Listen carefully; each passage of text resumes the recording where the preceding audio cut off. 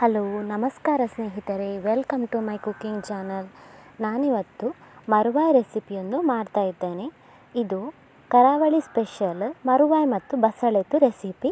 Full video ನೋಡಿ, skip ಮಾಡದೆ ನೋಡಿ. ಇಷ್ಟು ರುಚಿಯಾದ ನಾನು ಮರುವಾಯಿ ಮತ್ತು ಬಸಳೆ ರೆಸಿಪಿಯನ್ನು ಮಾಡಿದ್ದೇನೆ ನೋಡಿ. ಇದು ಮರುವಾಯಿ ಅಂದರೆ ಮಸಲ್ಸ್ ಅಂದರೆ ಚಿಪ್ಪು ಮೀನು ನೋಡಿ. ಇದು ಬಸಳೆ ನೋಡಿ. ನಾನು ಇಷ್ಟು ಮಸಾಲನ್ನು ತಗೊಂಡಿದ್ದೇನೆ, ಅಂದರೆ ಮರುವಾಯಿ ಅನ್ನು ತಗೊಂಡಿದ್ದೇನೆ ನೋಡಿ ಒಂದು ಪಾತ್ರೆಯಲ್ಲಿ. ನಂತರ ಇದಕ್ಕೆ ಬಸಳೆ ಬೇಕಲ್ಲ ನೋಡಿ. ಇದು ನಮ್ಮ ಮನೆಯಲ್ಲೇ ಇರುವಂತಹ ಬಸಳೆದ್ದು ದೊಂಪ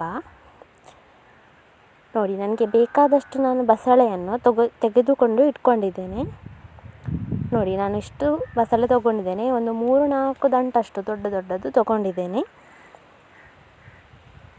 ನೋಡಿ. ಇದನ್ನು ಕಟ್ ಮಾಡಿ ನಾನು ಒಂದು ಪಾತ್ರೆಯಲ್ಲಿ ಹಾಕಿದ್ದೇನೆ. ಇದನ್ನು ನಾವು ಕುಕ್ಕರಲ್ಲಿ 2 ವಿಸಿಲ್ ಕೂಗಿಸಿದರೆ ಸಾಕು ನೋಡಿ. ತುಂಬ ಚೆನ್ನಾಗಿದೆ ಬಸಳೆ. ಇದನ್ನು ನಾವು ಕುಕ್ಕರಲ್ಲಿ 2 ವಿಸಿಲ್ ಕೂಗಿಸಿದರೆ ಸಾಕು. ನಂತರ ನಾವು ಮರುವಾಯಿ ಉಂಟಲ್ಲ, ಅದನ್ನು ನಾವು ಹೀಗೇ ಸ್ವಲ್ಪ ಮೊದಲೇ ಬೇಯಿಸಲಿಕ್ಕೆ ಇಡಬೇಕು. ಅಂದರೆ ಅದು ಚಿಪ್ಪು ಓಪನ್ ಆಗಬೇಕಲ್ಲ. ಇದೀಗ ನೋಡಿ ಹೀಗಿದೆ ಮರುವಾಯಿ. ಇದನ್ನು ನಾನೀಗ ಬೇಯಿಸಲಿಕ್ಕೆ ಇಡ್ತೇನೆ ನೋಡಿ. ಅದಕ್ಕೊಂದು ಮಸಾಲೆ ರೆಡಿ ಮಾಡುವ. 3 ಸ್ಪೂನಷ್ಟು ಕೊತ್ತಂಬರಿ ಬೀಜ, 1 ಸ್ಪೂನಷ್ಟು ಮೆಂತೆ, ಸ್ವಲ್ಪ ಸಾಸಿವೆ, 1.5 ಸ್ಪೂನಷ್ಟು ಜೀರಿಗೆ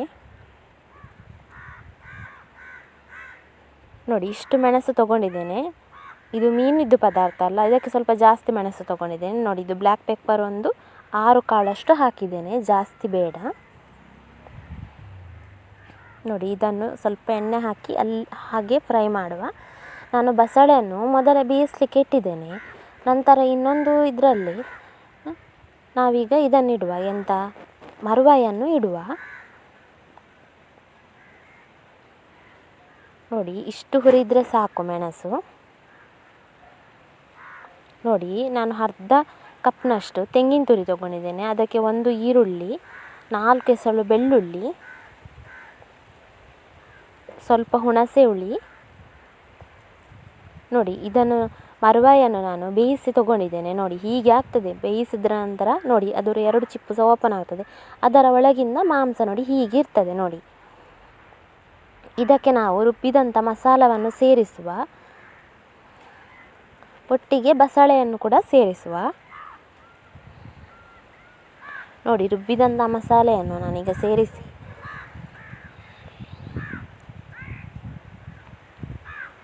ಇದು ನಮ್ಮದು ಕರಾವಳಿಯಲ್ಲಿ ಫೇಮಸ್ ರೆಸಿಪಿ ಮರುವಾಯಿ ಮತ್ತು ಬಸಳೆ ರೆಸಿಪಿ. ಅಂದರೆ ನಿಮಗೆ ಇಷ್ಟ ಆದರೆ ನೀವು ಸಹ ಒಮ್ಮೆ ಟ್ರೈ ಮಾಡಿ ನೋಡಿ, ಅಷ್ಟು ರುಚಿ ಆಗ್ತದೆ ಇದರ ರೆಸಿಪಿ ನೋಡಿ. ಇದಕ್ಕೆ ಬೇಯಿಸಿದಂತಹ ಬಸಳೆಯನ್ನು ಕೂಡ ಹಾಕ್ತಾ ಇದ್ದೇನೆ. ಇದು ನಮ್ಮ ಮನೆಯಲ್ಲೇ ಬೆಳೆಸಿದಂತಹ ಬಸಳೆ, ರುಚಿ ಸಹ ಅಷ್ಟೇ ಒಳ್ಳೆಯದಿದೆ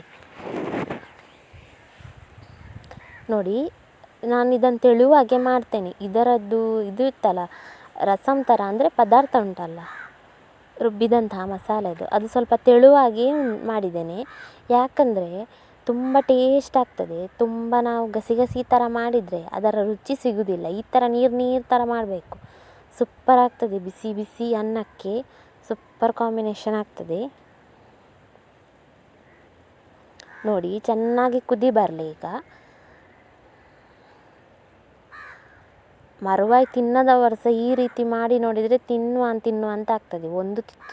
ಒಂದು ತುತ್ತು ಊಟ ಉಣ್ಣುವವರು 10 ತುತ್ತು ತಿನ್ನಿದರೆ ಸಹ ಅಷ್ಟು ಒಳ್ಳೆಯದಾಗ್ತದೆ ಮರುವಾಯಿದು ರೆಸಿಪಿ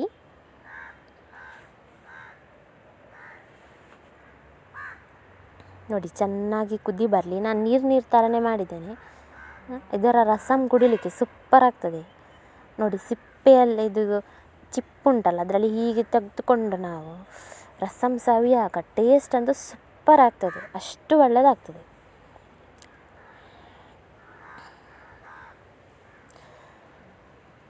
ನಿಮಗೆ ನಾನು ಮಾಡಿದಂತಹ ಮರುವಾಯಿ ಬಸಳೆ ರೆಸಿಪಿ ಕರಾವಳಿ ಸ್ಪೆಷಲ್ ತುಂಬ ಇಷ್ಟವಾದರೆ ಪ್ಲೀಸ್ ನನ್ನ ಚಾನಲನ್ನು ಸಬ್ಸ್ಕ್ರೈಬ್ ಮಾಡಿ, ಲೈಕ್ ಮಾಡಿ, ಶೇರ್ ಮಾಡಿ, ಕಮೆಂಟ್ ಮಾಡಿ. ಅಷ್ಟು ಒಳ್ಳೆಯ ರೆಸಿಪಿ ಇದು. ಮರುವಾಯಿ ಮತ್ತು ಬಸಳೆದು ರೆಸಿಪಿ ಈಗ ರೆಡಿ ಇದೆ. ಟೇಸ್ಟ್ ಸಹ ಅಷ್ಟೇ ಸೂಪರಾಗಿದೆ. Thank you for watching.